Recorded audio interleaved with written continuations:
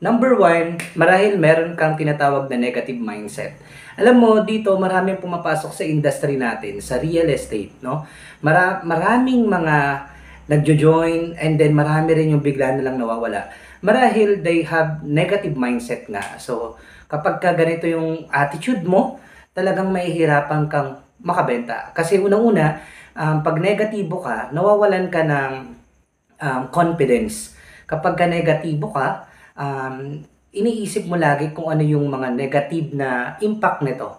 Hindi ka nakakapag-isip ng maganda, no? Kapag ka ganito yung ugali mo, for sure hindi ka talaga makakabenta. So number two, siguro kaya hindi ka pa rin nakakabenta dahil kulang ka sa training. So attend po tayo ng training. Kapag ka meron pong sinabing training sa ganitong date and schedule, talagang iset aside mo na po kaagad yung schedule mo. Kasi